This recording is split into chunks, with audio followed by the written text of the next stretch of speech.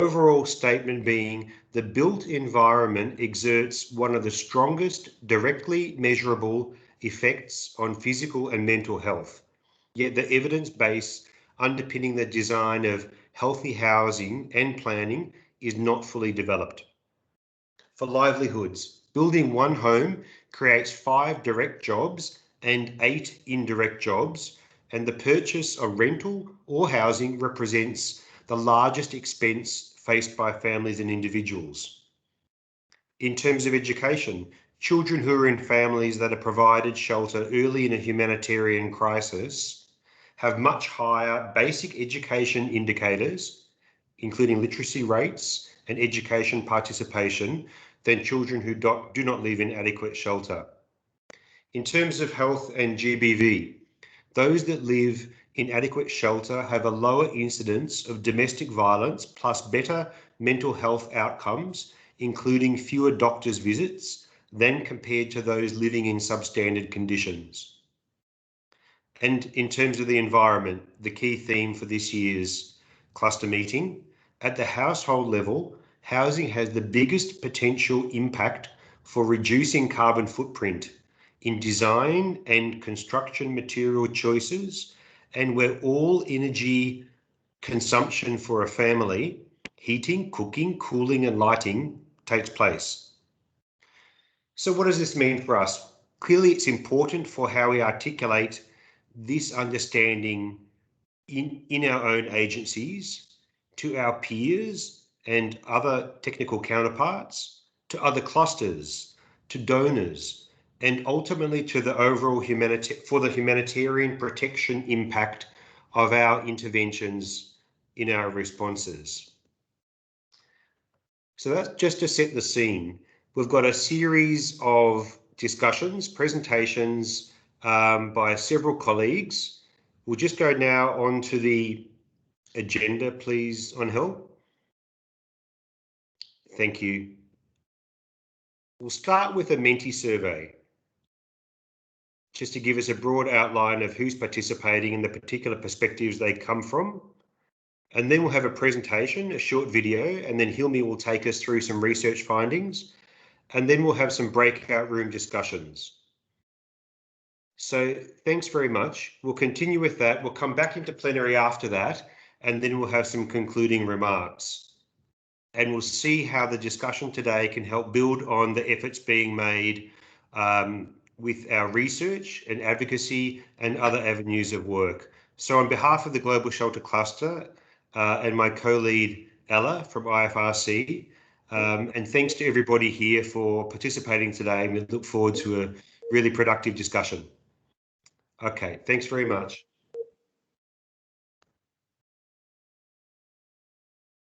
Angel, if you can proceed with the Menti, and if anyone has any concerns about how to go forward, it's in the chat. Please click on the link in the chat. Angel, if there's any further instructions, please continue. Yeah, just trying at the moment. The system doesn't allow me to share the screen, so I guess Renee is trying to share it. Just one second.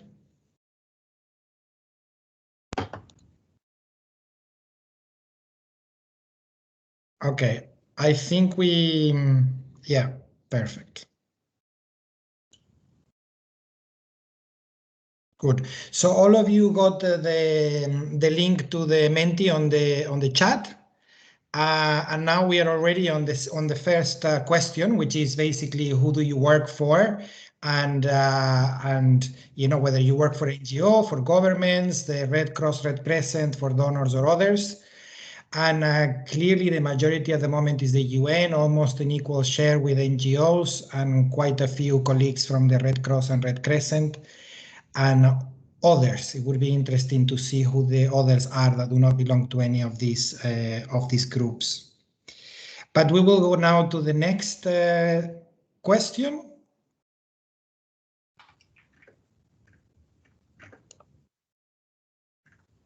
So the next question, if Renee, you can go to the next slide.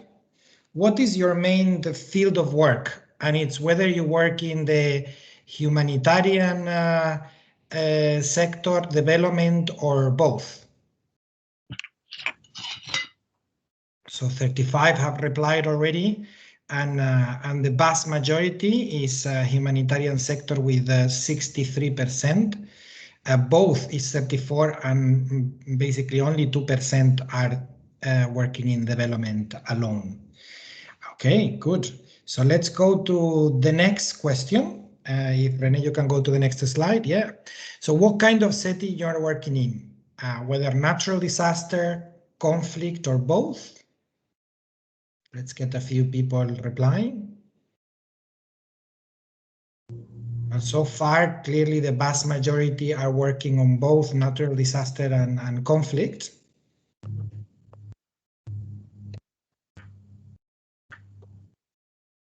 Okay. There's only 37 participants. It means that around 20 of you are still not joining the Menti. So it would be great if somebody can share on the chat again the link for those who haven't yet. Great. Good. So then let's move on to the next question, which is, to whom should we advocate about the wider impacts of shelter and settlements, locally and globally?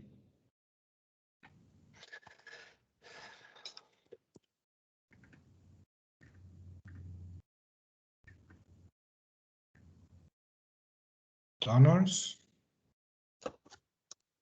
It's a word cloud, so basically you can put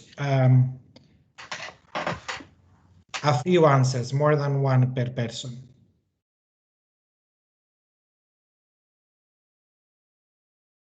Okay, clearly donors and governments are coming ahead.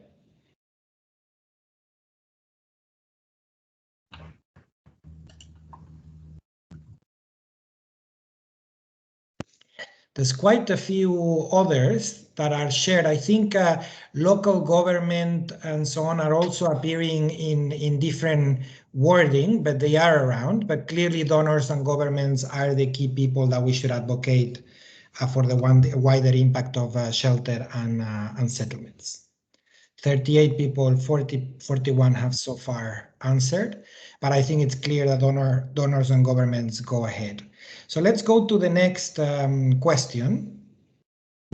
And is, how do we better integrate our external assistance into local response efforts? I think this is open text, so I'll give you a few more seconds to kind of think through. Okay, support self-recovery, support to national NGOs. Let's also think through about and how to support local governments in the coordination and response of emergencies. Yeah. So give up power, support to the government entities, programs already mandated with a response, support to national NGOs, working with local communities. Since preparedness to development phase, let local actors lead, talk to and listen to affected populations, working with local communities. Maybe Rene, if you can scroll a bit down so we can see more. Yeah, so financial support to local actors, tailor-made solutions, embed technical capacities, localization, develop simple tools and processes. So there's quite a few that are coming up, and it would be good that you keep these things in mind for your discussions in the breakout rooms later. So I think we can move ahead to the next question. What does shelter mean for you? And this is in line with a video that you will see later, but it would be good to see the relationship between what you say now and what you will hear in the video later.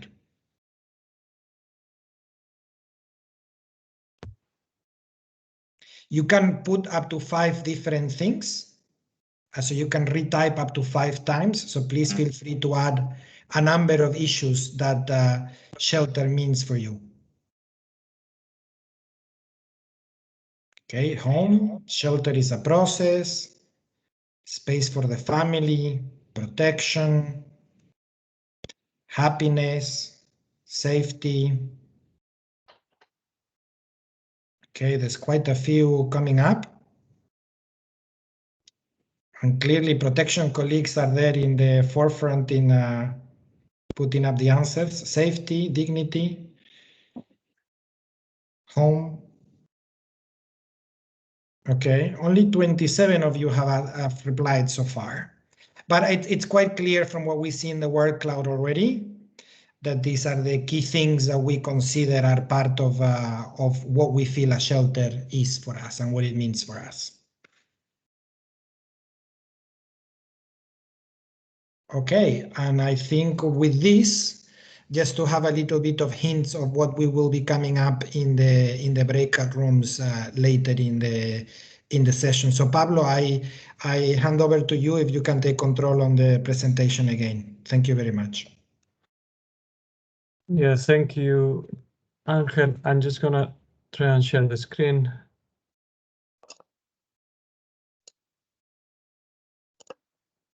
Just give me a second.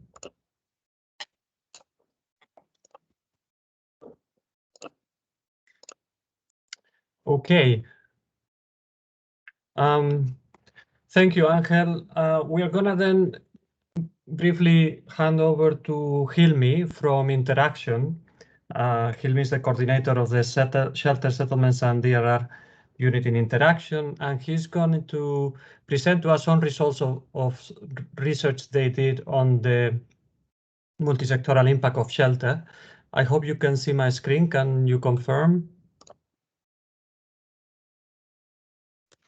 Yes, we can see. All right, Hilmi. Well, thank you very much. The floor is yours, Hilmi. You just let me know when you want me to move to the next slide. Okay. Thank you. You can move next. Thank you, Pablo and Brett and the shelter team for giving us a chance. So let's play this video for a minute and listen. This video was taken in Philippines from a lady who received a house, and we asked, what does a house shelter mean for you? Okay. Buyag ti kang pagkuamang ko din yang kanan pabahay ni yang hatag ini nga balay ka ng plan. Dako yang bulig amon kay naka-adjust kami amon mao pa nga pagkaturog mao pa nang baga himyang batam kabutang ba ti kang ini nga matagang kami ni nga kanang pabahay ka ng plan. Namon na bagan ko namon nga namon pagtinda nga buko. Nag-expand pa iya nanamon baga gin-expect mga buti ay lahiya pero laya kabugos pero yan nabulyom naman kami nga napalit amo nga dako yang nga bulig hamon kay kumbaga na tikangan kuanin nga pabay naka terok kami napayos namon ang balay tapos namula namon napalit na mga kuan tak mga anak nakaka-eskwela na tagotera karuyag ngan dako layan nga kuanin nga pabahay ba amon. Okay, if you go back to the original slide. Okay, so when she was speaking, what she was saying, for example, they slept better, adjusted well, they felt safer, they're relaxed, they're secure, started a small business, expanded the business, saved money, they afforded necessities, access to education for their children, and also the health of children. Within about 50 seconds, she basically mentioned, this was not prompted by any of us. We just asked the question, what does shelter mean for you? Sorry, it's nice outside. These videos are at Interaction website, wider impact of shelter, if you look at it with the report. Can we move next one? Okay, so some of these, this work was done by Fiona, who will be running one of the working groups, really excellent research. So for example, what does shelter mean for gender and society? So one of the studies says women are 8 times less likely to face gender-based violence when they own land. This was done in India. Now we can move on next. So there are multiple facts or research findings are there in this report. Can we move to the next slide? For example, social cohesion. In Syria, people felt when you do infrastructure improvement, the relationship between host community and the displaced community was better. Next, please. Also, some of the findings from the disaster risk reduction, the newly built houses were 50 times less damaged than the other houses. Next, please. In terms of health, one of the profound, I think, study done by, it's not in this slide, the infant mortality rate was about 40% less in houses where in a safe and adequate house. This was done in Nigeria. Next, please. Again, as Brett said, it does create more livelihood when you invest in housing. Next one, please. Mental health as well. For example, older people feel better they are in a better psychological state than others who are living in poor housing. However, I want to give a disclaimer. A lot of these research often comes from very particular context, research conducted in a particular methodology. Often these studies come from more of a developmental settings rather than the humanitarian settings. So even though we know shelter and settlement impacts a lot of the other sectors and issues, we cannot take this and assume it will have in every context and every situation when you intervene, we will obtain all of these settings. So it need to be contextualized, but however, overall message is there are good indicators that says shelter has huge amount of impact. For example, somewhere in Ukraine, people had access to healthcare, but they were living in damaged, inadequate housing. They kept getting sick because of the environment. So you can improve healthcare facilities, but if you don't improve housing, you keep on getting sick. So not to say shelter will do everything, but it is all interlinked.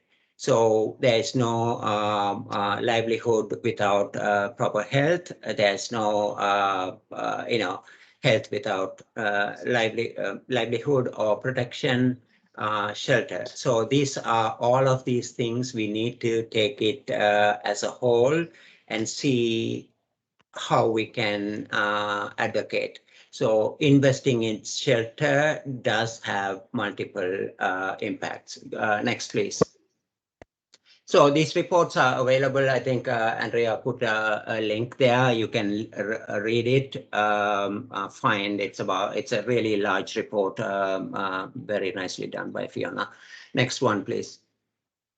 So looking forward, we know currently during the pandemic, more and more people are aware what does it mean to be locked inside the house.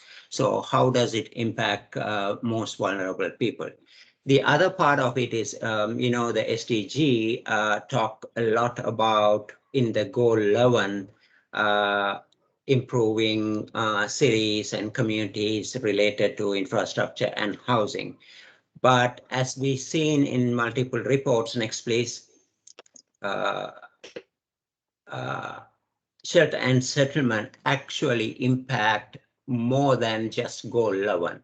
I won't go into too much detail, but as we can see from the report and other publications, we can improve gender equality by having women on titles and tenure. Next, please. Okay, so it is not only in the academic studies, but also in multiple human rights and UN conventions. It's talk about people's right to housing.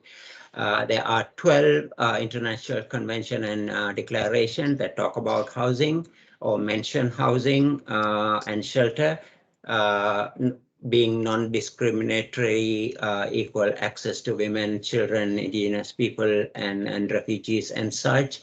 It asks government to undertake steps by all appropriate means to provide adequate housing. Some of them talk about it is a minimum core obligation for the governments in terms of housing.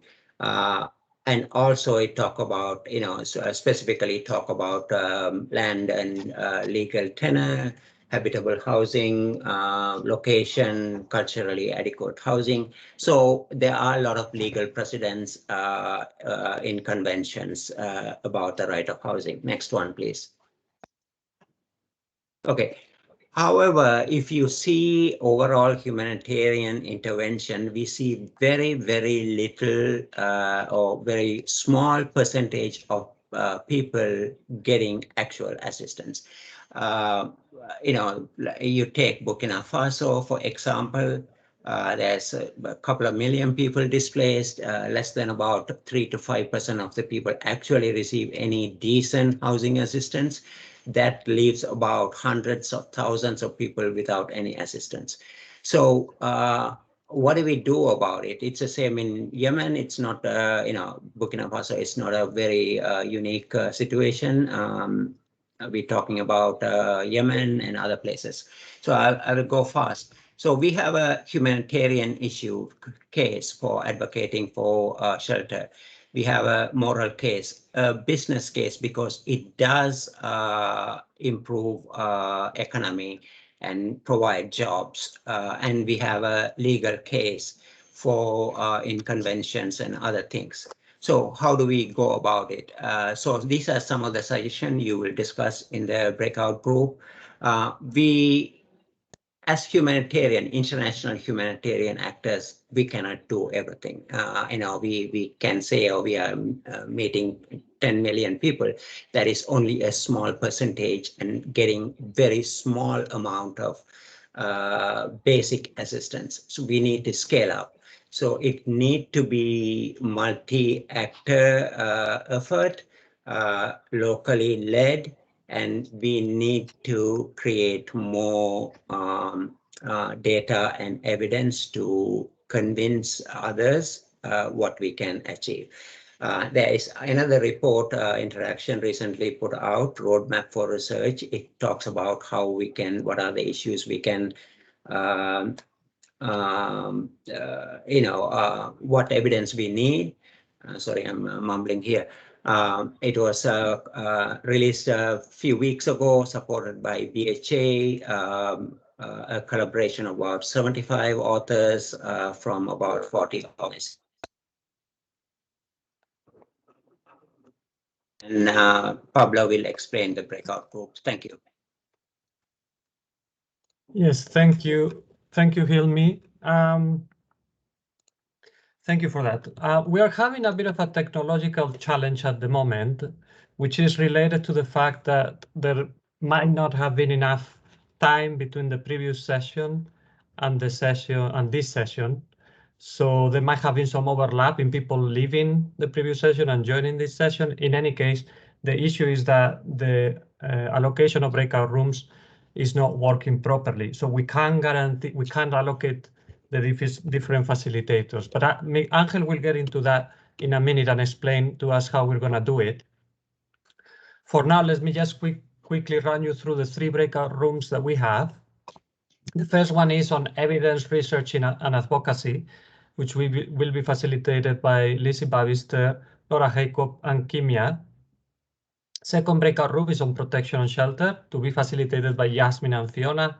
And the third one on locally led multisectoral response, facilitated by Hilmi, Iru, and Andrea.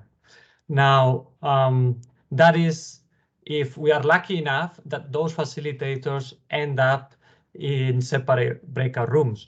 With the current challenge, that's not guaranteed. But maybe, Angel, if you want to chip in and explain how we're going to go about this.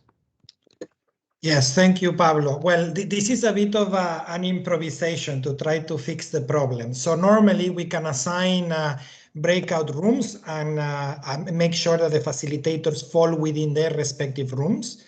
But it seems that we just finished another session a few minutes before this one, and we got stuck with the breakout rooms of the previous one, so that is no longer possible. This means that we will be able to break out into 3 rooms, but everybody will be assigned randomly. That means that the facilitators may not necessarily fall within their assigned rooms.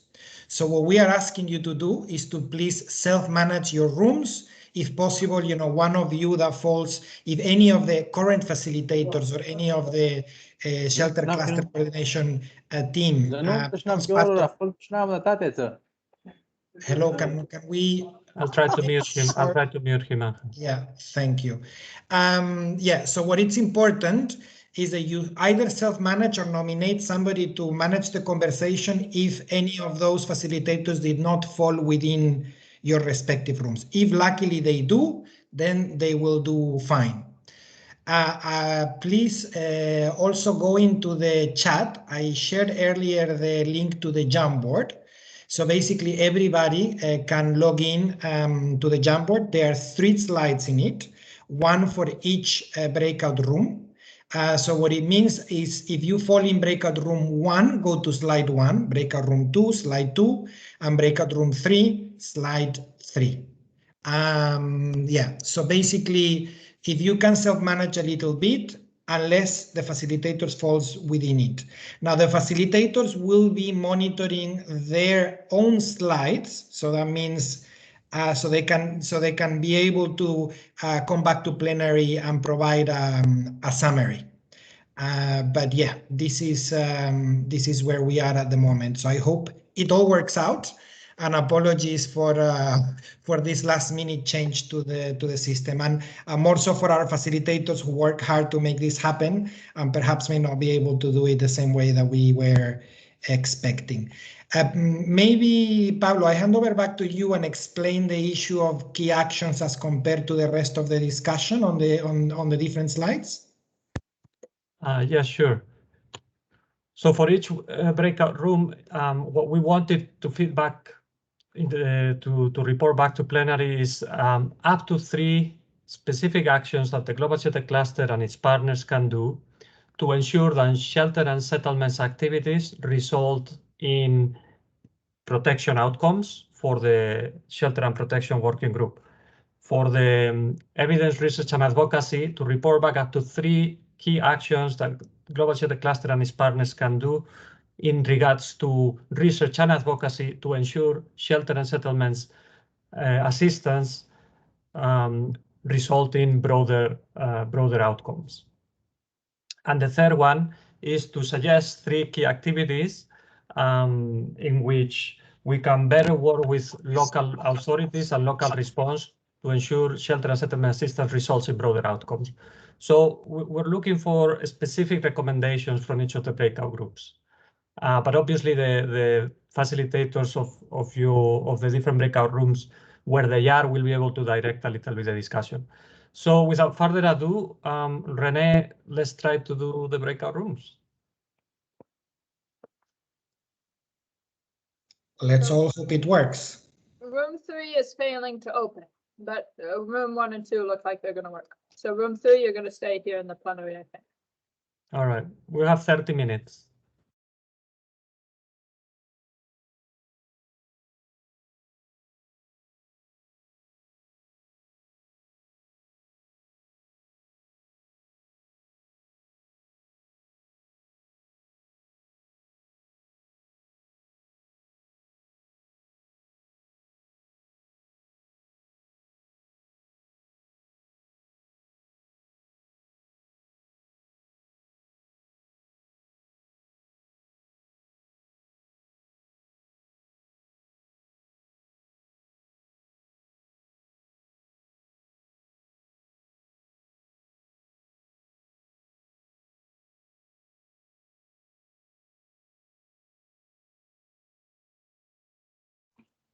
Rene, do we know which room are we right now? I'm seeing that you're in the same So one as Diane. now, yes, so this is the plenary room, and so this will be the 3rd breakout room, and then there's 2 other ones that were just created. So I am luckily here. yeah, you got into room 3. So Hurrah! Hilmi's not right. Let me see. So Hilmi, I guess he got into the other one. I still can't tell who is where. Sorry about that. Okay, well, The coding got messed up from the previous session that also had breakout rooms, so sorry about that. no problem. So welcome everyone. I don't know if you were able to get into the Jambo board. We will be discussing on slide 3, which is connecting locally led multi-sectoral response with the impacts of shelter. And there's 3 questions on the Jambo board. What we can do is look at the 3 of them and start a conversation on the different ones, and then creating a sticky note with key recommendations or key findings. So the 3 questions that we have in this room are: how do we integrate in local efforts and promote and not replace local leadership in a response? The second one would be so identify local capacities and needs to scale up local responses. And then the last one would be, how do we make use of evidence of multisectoral impacts of shelter to increase local awareness of shelter and settlements? So I would encourage that this is a conversation, not just sticky notes, or if you want to bring something up, and then it can be put on the board. And I can see that there's a lot of people probably from local clusters, so please feel free to chime in.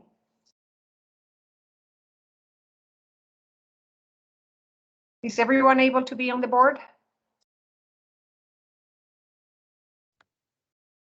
Yes. Okay.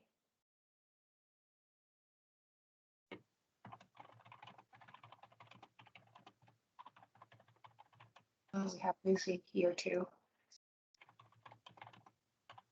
So to add sticky notes, if people on the left side, you will see the 4th icon going down says a sticky note, which is different than text. So you would select one of those, then it would open up something that you can write. You can select the color, and then you can just save it and it would appear on the board. So I'm gonna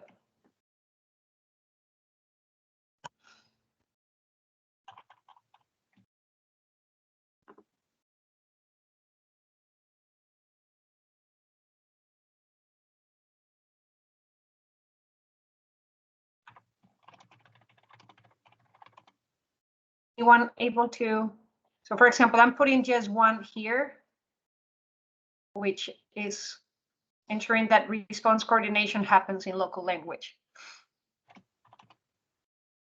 for example.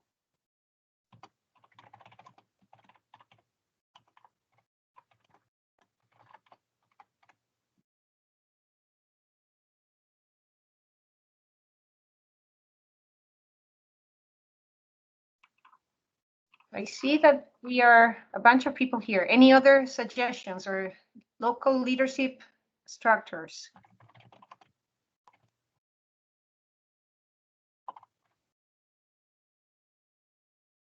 So someone wrote about establishing a public relation unit. Can you explain a little bit what you mean by that?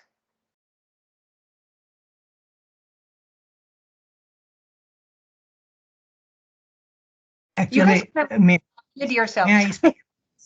Yes. Or writing in a sticky note again? Sorry. Sorry, come again.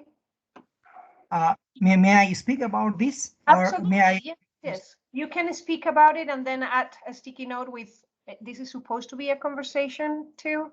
So Yes, feel free to speak and then Thank you, maybe Sarah. add a sticky note. And I can add the sticky notes if you prefer to speak. Yeah, thank you, Sarah. Actually, that mean I would like to say about this, this term is like standing to make a good communication with the local authorities or local, local efforts. I think in my realization is like a public relations unit with the local authorities because of the some language gaps and some communication gaps, and to promote the local efforts, we have to, if we add some that kind of units in projects or some our the efforts are to join communications. I mean, that may support to establish a good relationship in a longer run. I mean that. Perfect. No, thank you for that. And that definitely might be something needed that doesn't happen necessarily in every coordination mechanism. Yes, but I think so. And then it may works for ultimately, I mean, to sustain the goal that to afford the, the local leaderships as well. Thank you. And then for local capacities, I'm seeing someone is bringing up listening to local communities. Yeah, that's me. I do a lot of work on accountability, and I'm finding increasingly over the years that we're just making so many assumptions and we don't really appreciate the skill set that is already there, that we really should just be supporting local communities and existing craftspeople in order to actually help them to improve on their designs so that they're more disaster resilient. That's it. Thanks, Lizzie.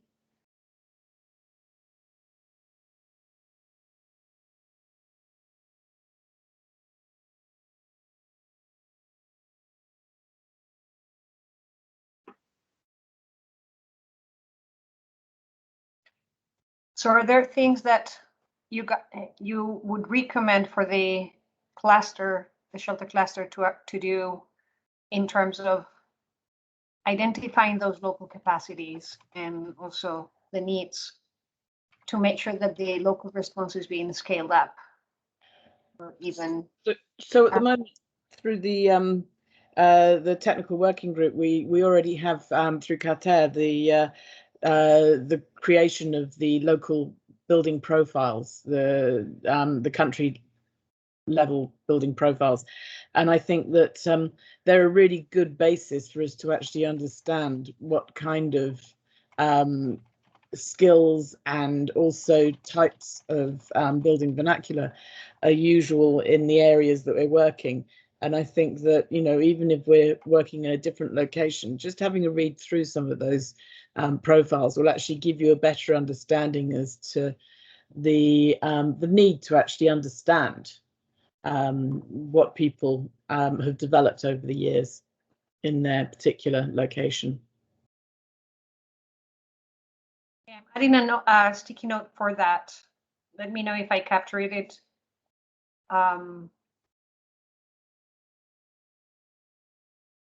So looking at the country level profiles that are already created and making sure that, because they are already capturing some of it. Right? Did I capture it correctly? Yeah, I'm just typing something for you. Okay, or you can tape another one and then I can eliminate that one, whatever you feel would work. Let me just, then if you're doing another one, I'll take that out.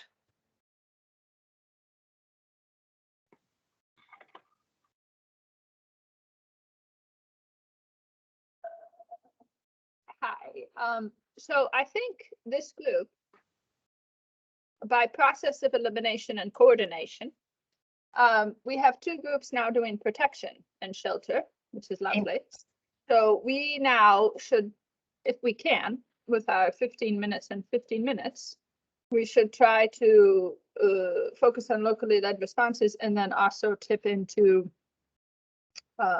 research and advocacy, also because we have our two focal points, one for research and one for advocacy in this group. So why the other two groups are doing protection? I don't know. I really don't know. I'm trying to coordinate that, but also because of the fact that you all appear as boxes that I cannot identify in the breakout rooms. Oh, yes. So are there any, do we want to add something to the last question and potentially go and see if on the research piece, since Lizzie is here, and that could be one piece that we could discuss too? Sure, that sounds fine to me. Is that, Renee, what you were suggesting? yeah, it's good, I think. I think we have plenty of time. We have much more time. We have half an hour. I'm not sure how much time has expired because I've spent the time also, sorry for the silence. I was trying to coordinate the different groups and see that everybody was actually divided it. And Rennie or Sarah? Yes, Manish?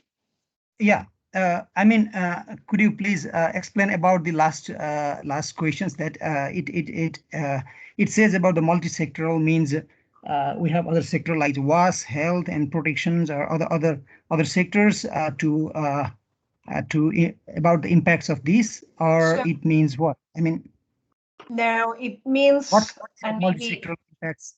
Is the multisectoral impacts of shelter. Sorry, that should have been there. Basically, the slides that Hilmi shared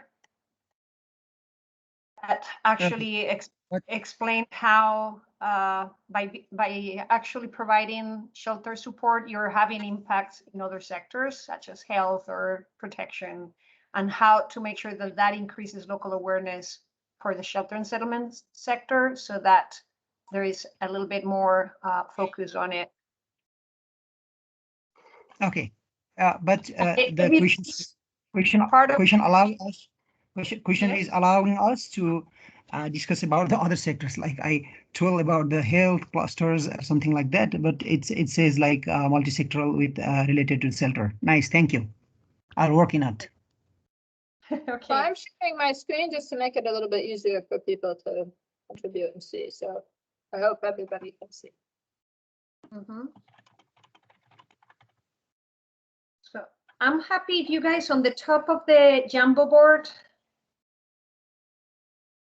if we want at some point to transition to slide 1, we could look at the piece on evidence, because I think we have a bunch of different things here.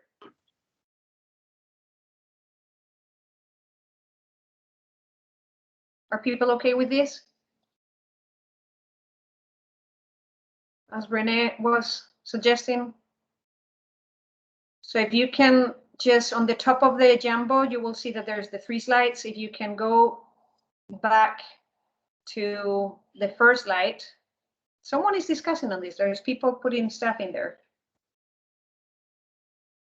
Right, Renee? One second, I can't. I'm doing too much stuff at the same time. Okay. Yes, so what people are saying is that I think what people are trying to do is to keep it alive, but we can also discuss it. Also, maybe Kimia and Liz, you want to just maybe also contribute. So we have about 15 minutes left. So if we're satisfied with multisectorally local-led responses, we can go on to that one. It's just a suggestion. So I'm going to hand over to you then, since you're in this room. Okay, thanks, Hiri. So we can't look at the locally led responses slide at the same time, which is a bit of a shame, but never mind. Okay, so just tell me to slide and then I'll slide. I have 2 screens, so this is what I'm. Yeah, that should be fine.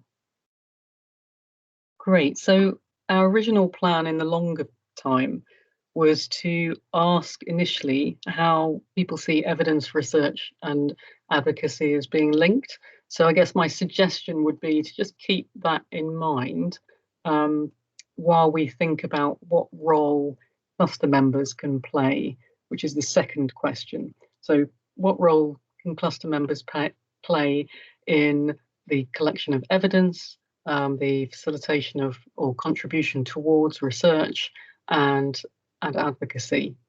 And if people could start putting things on the board, that would be great. There's a very clear link with localization in terms of what we're trying to do is create better outcomes for those affected by crisis. So the other thing to maybe keep in mind is that we want the evidence to demonstrate what works best for households, communities, countries that are affected. So maybe what kind of role can we have in collecting, disseminating that, and then advocating on behalf of those people? If anyone's got any questions, you can either put them in the chat or ask, but just be aware that for some reason I can't actually type into the chat. But if I see anything, I will try and answer any questions.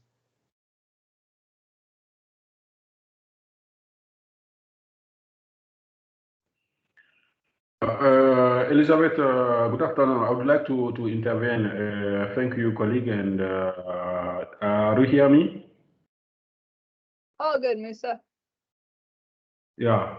Thank you, Rene. I just want to intervene regarding the research. I think what the global cluster can do, it is to develop the topic on the area, the much needing area and challenging area, to develop the topic and support the student or the researcher within the cluster practitioner or cluster workers to develop those over to you. Thanks, Musa. And it's probably worth saying that there has been some work done on this already, that there has been a survey of cluster members to develop a list of different topics that are priorities for the cluster to then collect evidence around. It's quite thematic. It's quite sort of, different sort of a range of different sort of themes rather than necessarily sort of looking at kind of system level things. It's definitely worth looking at. But yes, if you've got any ideas about the actions that are needed as the next step from that, then that would be really useful.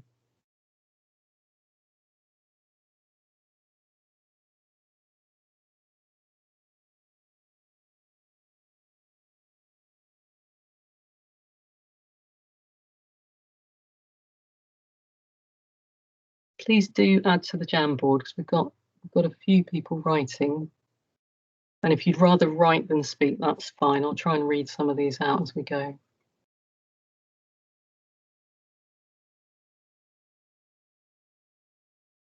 So just to start reading, just interject if you have any questions or anything you want to say. Cluster members can play an important role in collecting data or facilitating research to collect evidence. Shelter clusters should coordinate such efforts to ensure that data collected in assessments and evaluations is coherent and can be used. And then we have what the cluster measures during a response creates evidence, ensuring that there is some indicators on the wider impact of shelter and settlements during responses. Evidence can be captured. And then some research is beginning to focus on demonstrating the wider impact of shelter and settlement interventions, but much more is needed. More focus is needed on how to increase, improve, maximise and build on those wider impacts. So it sounds like that people are coming out with quite a strong link with M&E here in terms of the data collection, and maybe there's something that cluster partners can do in terms of discussing with their M&E teams to make sure that the data that's being collected is actually asking the right questions about the type of evidence that we're wanting.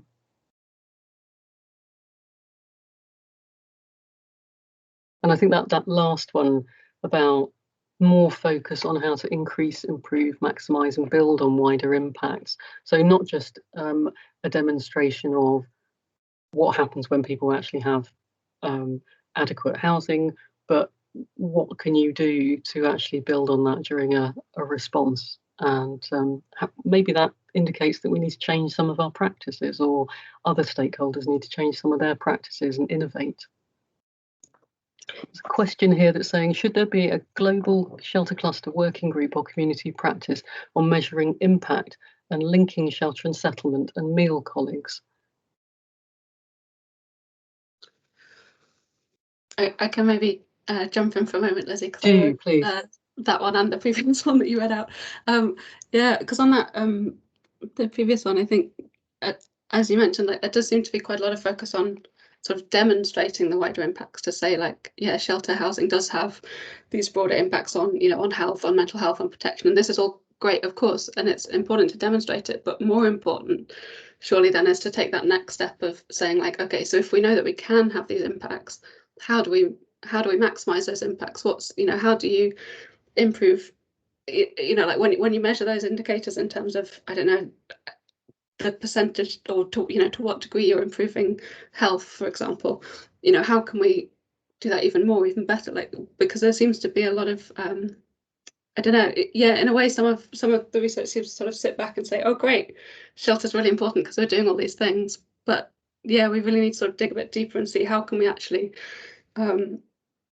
change how we do programming to maximize those impacts, and how can we make those arguments to alter approaches to make sure that we have those wider impacts, like to as great a degree as possible. And then that point about working group or community practices, I was chatting about with someone recently about this, about the fact that there's a lot of yeah, sort of conversations around wider impacts, and I think the shelter and health events that took place earlier in the year, one of them was on meal, and really sort of hammered home the point that often shelter program staff and their meal colleagues are quite separate and don't necessarily work closely together.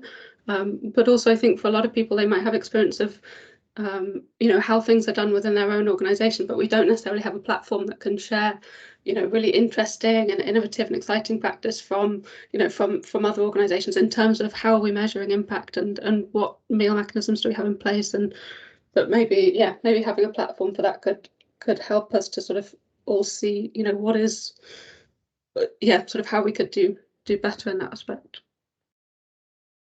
Thanks, Laura. Yeah, that's really useful. So there's definitely something about meal and something about impact coming out quite strongly here.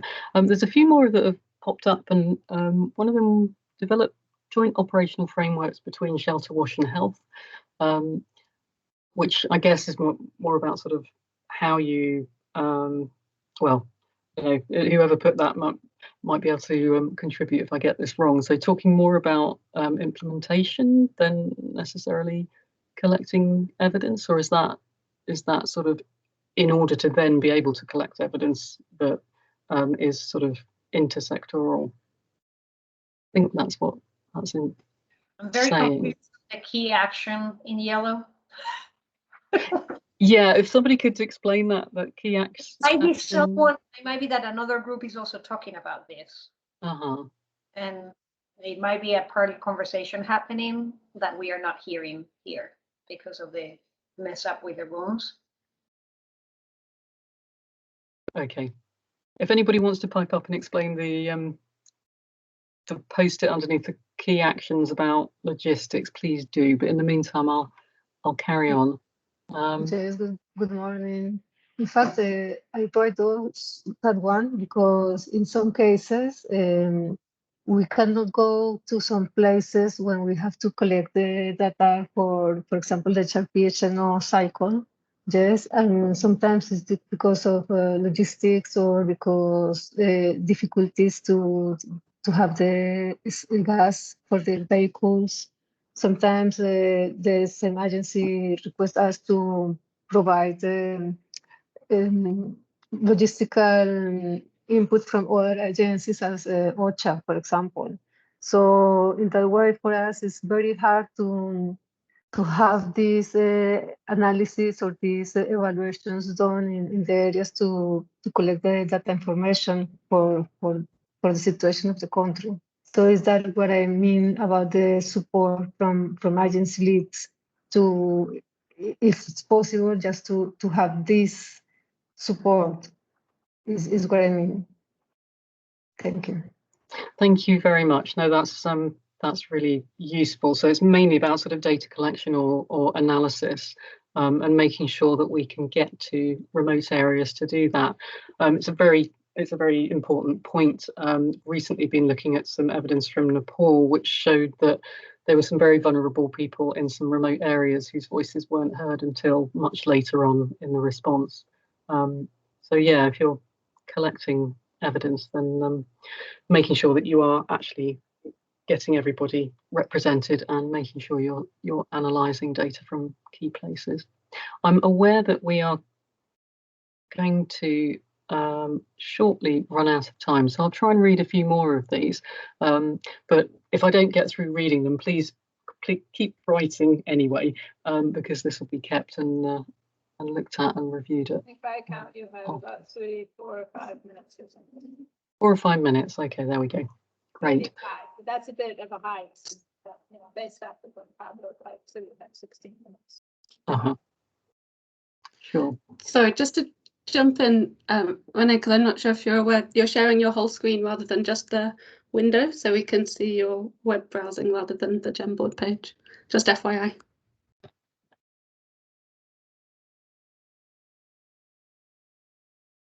Cool, thanks. Okay, so just to read a few more of these to see what things are coming out. Integrating MHPSS into shelter activities can help to identify how shelter can contribute to well-being. And that seems to be something that's coming out, but maybe that's one of the areas where there needs to be more evidence drawn out, because it's not what people would initially think of first, although we're getting a lot more interest in that more recently. Carry on new contacts with the MHPSS reference group to learn about adopting an MHPSS approach in shelter.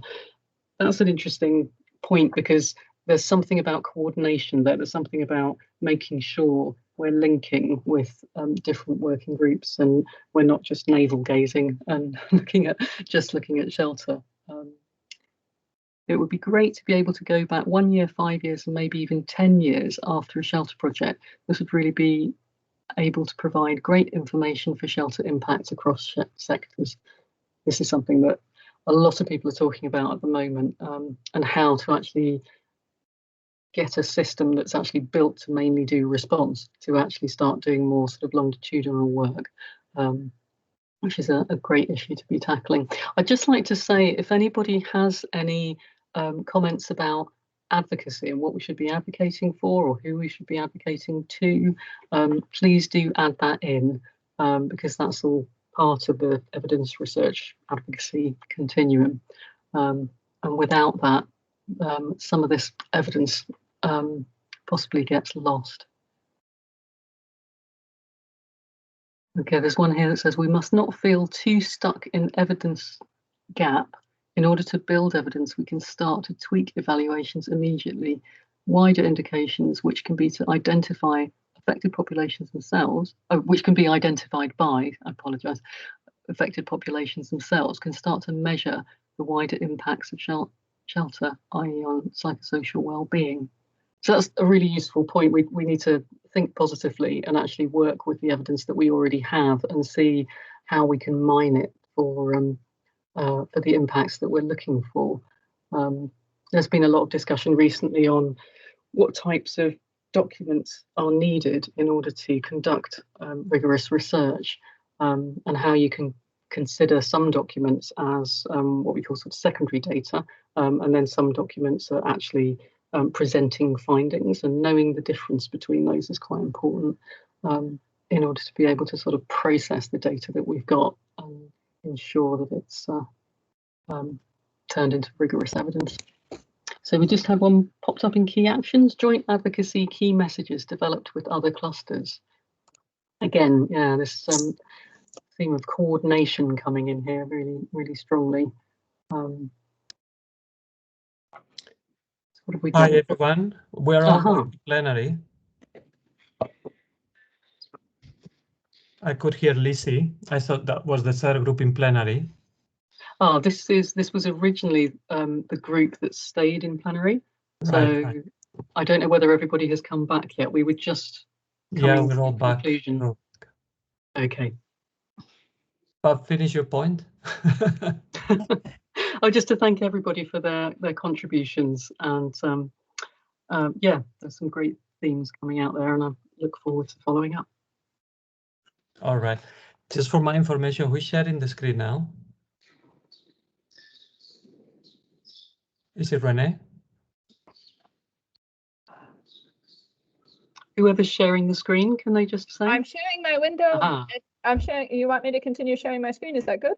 Yeah, that was fine. I mean, I will ask now, and apologies again for the complication with the breakout rooms, but in the end we got them going. I think we had a couple of rooms that discussed a little bit about protection, and another room that discussed both local leadership and research, evidence research and advocacy. So since we have this one on the screen right now, evidence research and advocacy group 1, please I hand over to you, Lizzie, or anybody else in your group to provide feedback to plenary.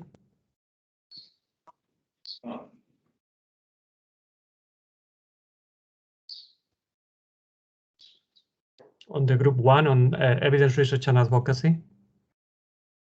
Oh, apologies, Pablo. Sure, I can do that. So we had a healthy, mainly Jamboard-based discussion about what the role of shelter clusters could be around evidence research and advocacy, and we had a few themes coming out that were mainly around how we collect evidence through our meal teams, what type of data they're actually collecting, what kind of questions they're asking, and making sure that if we're trying to demonstrate the impact of shelter, that we're actually collecting the right kind of data that describes what's happening.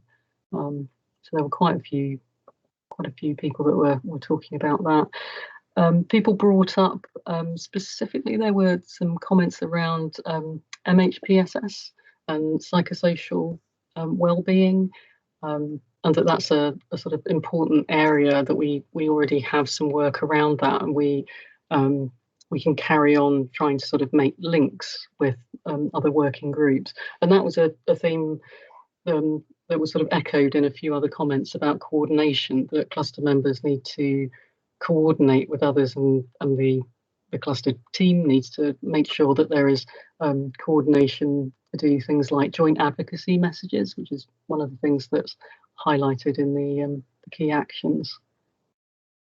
And then we also had a point about the logistics of trying to actually collect evidence. And we need to make sure we're getting into the more remote areas, make sure we are actually speaking to the most vulnerable groups, and ensuring that we have support from those who can enable travel to those areas, security, that sort of thing, to make sure that can actually be carried out. So the sort of practical side of it, as well as the more sort of process side of it. Oh, it's probably worth mentioning, sorry, someone's just moved the note towards key actions, thank you. Somebody was questioning whether there could be a working group or community of practice focused on measuring impact and linking shelter and settlement colleagues with meal colleagues.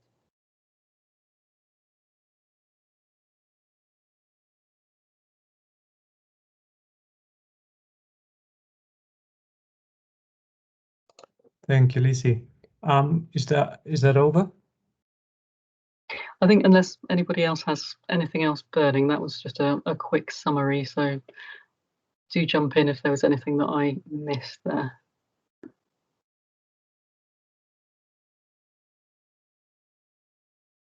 All right, thank you very much. We will then, if you can move to the group 2, René, please, which was the one on shelter and protection. There were 2 groups that were discussing this. Perhaps we start with the group where Fiona was, because I think it was focusing on the Jamboard, and then we move on to Jasmine. That was more of a discussion base. So Fiona, if you can quickly run us through the feedback you got in your group.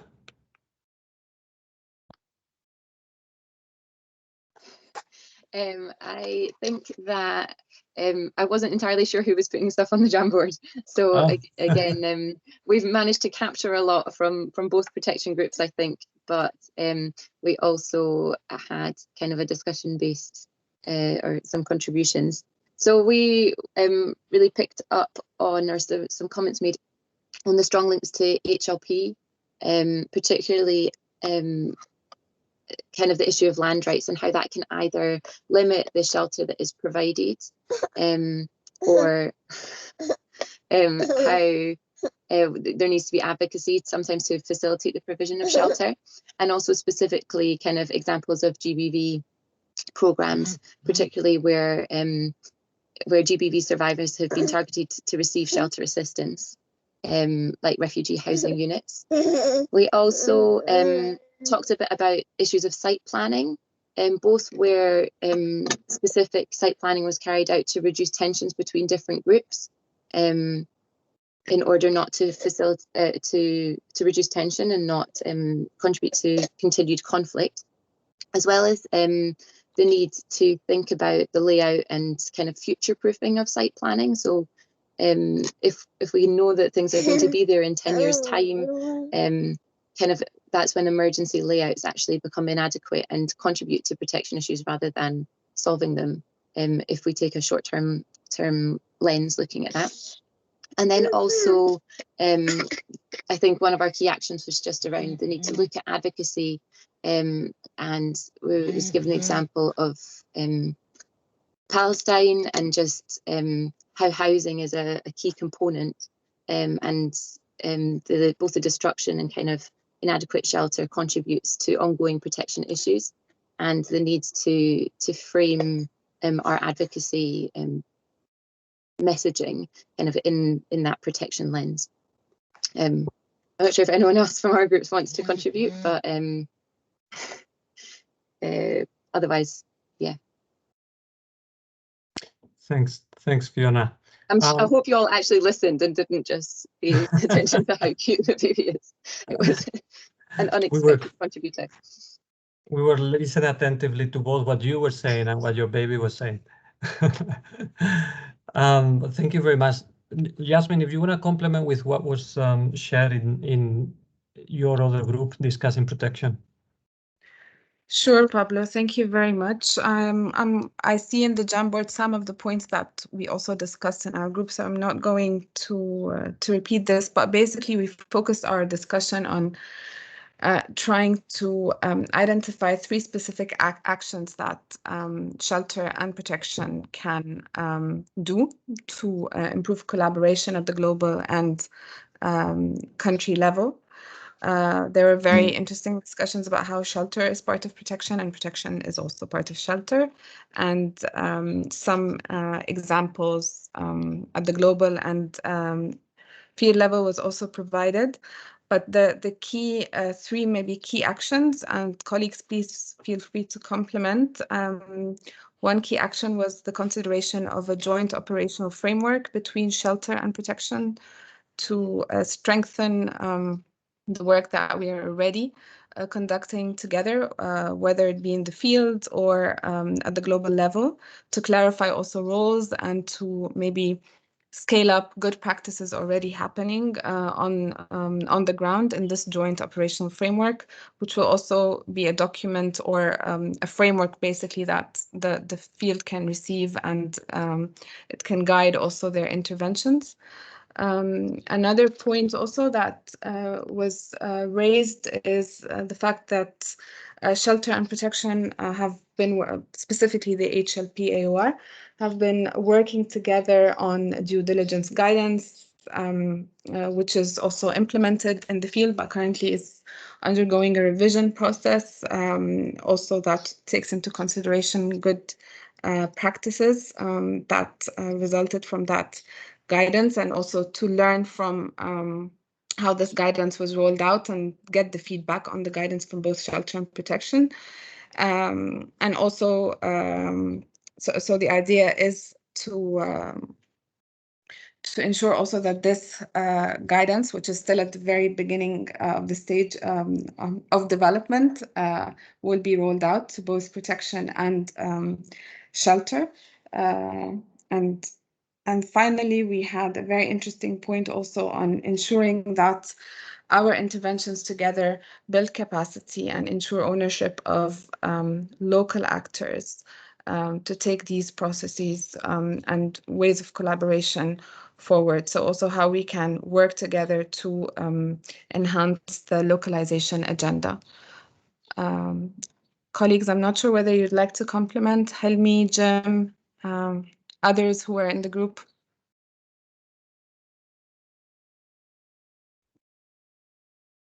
You captured it well, Yasmin.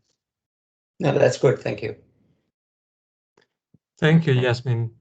And then we move on to the last group, which is on locally led multisectoral response. I think this was discussed in the plenary as well for the most part. Iru, will you be able to provide some feedback to the plenary?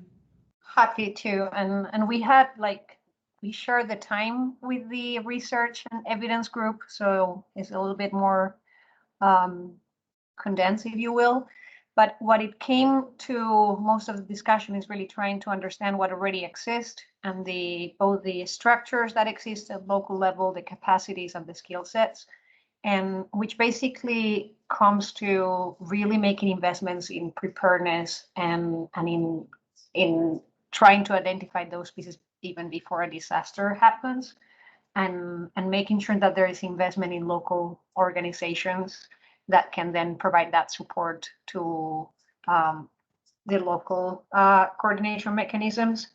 So there was mentions on the country level profiles that have been already created as something that is going into that direction, and making sure that those are socialized and that then they are well known when a disaster actually happens and a response is triggered. And there was pieces on making use of the evidence of multisectoral impacts of shelter to connect with the conversation that happened on the research and evidence, and making sure that we look beyond shelter and that we are able to look at it at the local level, not just what is being pushed from either international donors or international agencies, but actually what is happening at the local level with that integration. So from the group, if anyone wants to add anything that I might have missed, please feel free.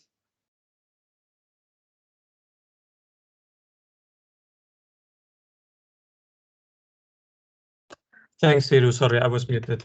Thank you very much. I know it's been difficult to manage the breakout rooms.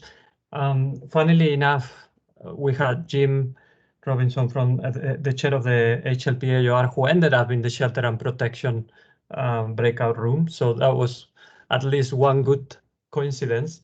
Now the room is open to the plenary to share your observations, comments, linkages between what the different groups have shared, or examples from your own experience that address some of the issues, how you have used research or advocacy successfully, or how you have addressed protection issues through your shelter programs, or any other reactions to has been shared. The room is open to anyone who wants to share. Thank you.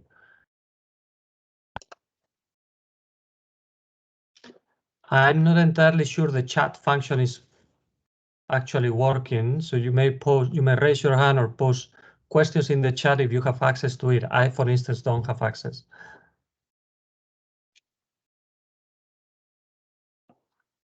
But otherwise, you can raise your hand or feel free to speak up directly. I had a question actually for you, Lizzie, and for those who don't know, Lizzie Bavister is going to join the Global Shelter Cluster support team as a global focal point for research, seconded by Habitat for Humanity. And Lizzie, you have been both a practitioner and an academic at the moment. And I'm interested to know, what would you recommend shelter agencies to do in the project monitoring and evaluation activities to ensure that the very important information and data that we capture can be used or has sufficient rigor to be used for research purposes? How can we better link our meal with research and academic to strengthen our advocacy, since you've been on both sides of the coin? Thanks, Pablo. I'll keep it short. Just turning my camera on so people can see what I look like, so they can recognize me in the future. Manage your expectations, I guess, is the key one. There is only so much an organisation can do at that level when they have certain restrictions on what's possible. But also recognise that there are others out there that may not have the same restrictions. So work with academics where necessary. Look at what the private sector can offer in terms of capacity to collect. And when I say the private sector, I'm absolutely including those at the local level who may know the context extremely well and may already have complementary data that you can pull into your evaluations. Evaluations are quite interesting because they're often focused towards what the organisation can learn about in order to do better, rather than what's the impact on the ground. And also they're often part of a programming that's funded by one or several donors, and so the donor has an interest in the sort of data that they want. So I guess one of the most important things is just to keep that in mind, that those boxes have to be ticked with the capacity that you have, but it is worth advocating for others who have an interest in the data that you are collecting, to try and get them more interested in the impact for the households, not just what it is that they need in order to tick their sort of administration box. I guess also it's worth sort of pooling resources sometimes, and seeing whether, if you've got an evaluation going on, are there other resources that you can add in that will let you do something a little bit more sophisticated, that will be a little bit more useful. And then lastly, just be aware of how things are written up. Make sure that there is raw data there that's kept, and share that with people who can use it.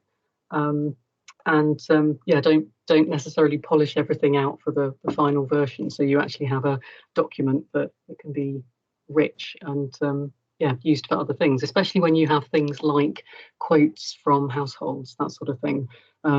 There is a tendency to focus on quotes from households that can be used by your marketing and comms team, where we really need to get the sort of programming side of it as well.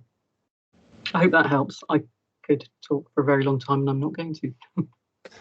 Thank you, Lizzie. Thank you very much, and welcome to the team. Are there any other reactions, comments anyone wants to share?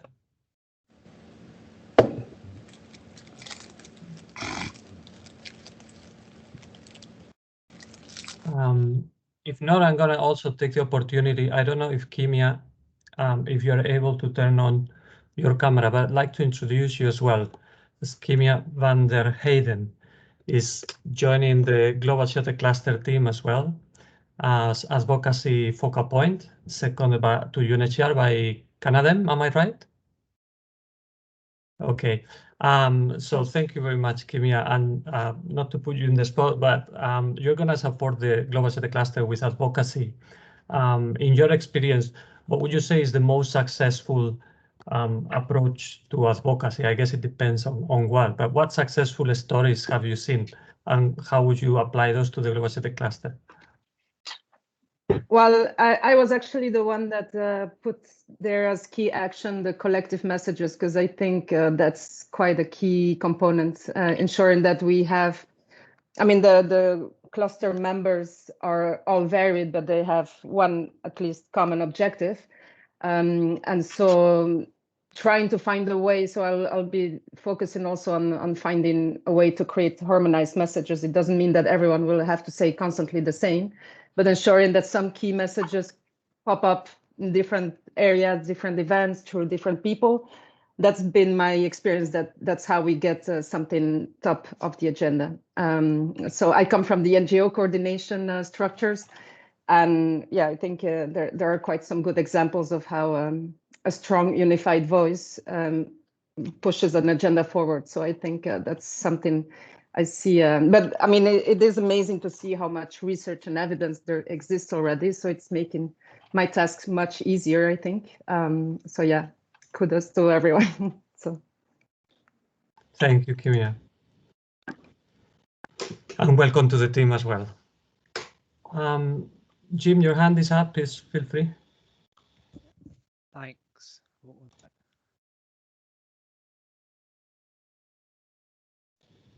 Yes, Jim, we can't hear you. You're muted at the moment. You are muted if you can unmute. Okay. How about now?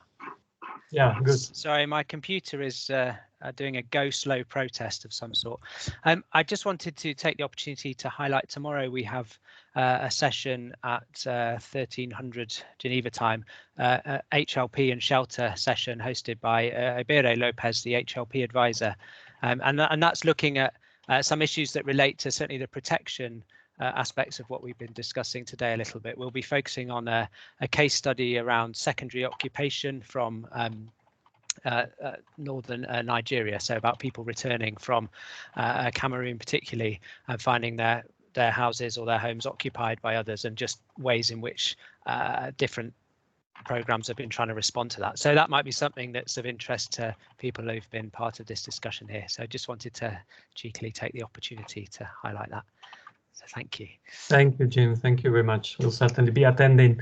Hilmi, your hand is up. Go ahead. Yeah, thanks everybody for great comments on the Jamboard and everything.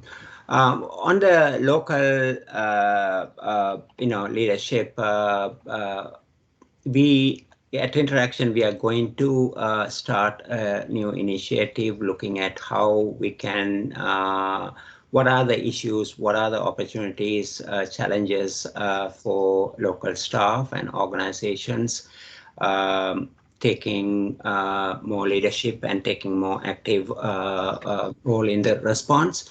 So if any of you are interested, we are happy to hear from you. Please send an email to shelter@interaction.org. We will be working with the Global Shelter Cluster and other working groups together to see how we can support more local leadership. So please feel free to engage with us. Thank you.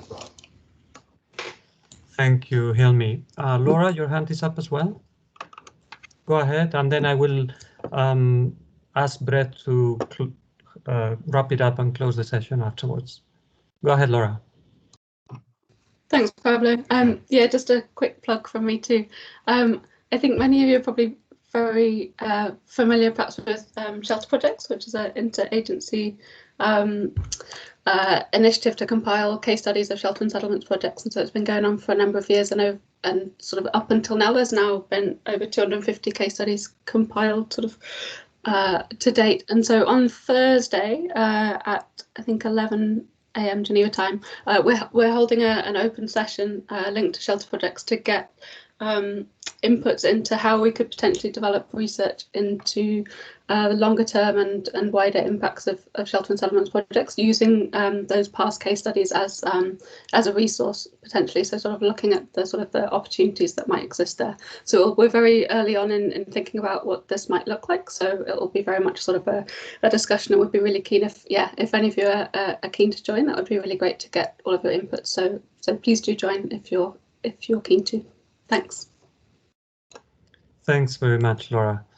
And Brett, if you could please wrap it up. And Pablo, Absolutely. Thanks everyone. Thanks for this discussion. And as we were saying in the beginning and throughout, there's some really important linkages within this kind of general subject. I know that we had quite a few technical problems. Sorry that we kind of couldn't make it as seamless as possible, but it doesn't really curtail the fact that we still have some good discussion and content captured in the Jamboard. Thanks to everyone for organising, and thanks to the colleagues for the facilitation as well and the preparation involved in that. I mean, certainly having a strong evidence base is something we've had in there from the beginning of the strategy process. Evidence-based response is there as one of the 4 pillars. And it's really wonderful to see some key progress being made on this, because we know that it's inherently a multi-sector piece of work. It has many strands to it. It builds on issues we've discussed already in the last 10 days around urban, around nexus, around the role in emergencies, and ultimately what we need to gather for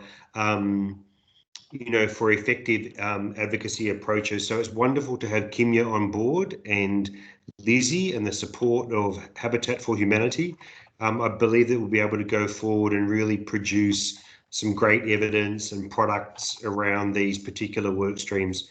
And no doubt, as the work plans get developed, Lizzie and Habitat have produced a draft work plan. We'll be able to get everybody's inputs in that, so we start developing very, very specific activities. So the information and discussion today has been really important for that. We look forward to further joint advocacy approaches with protection, with the other key clusters, where we know that the synergy there is really important and the sum is greater than the parts.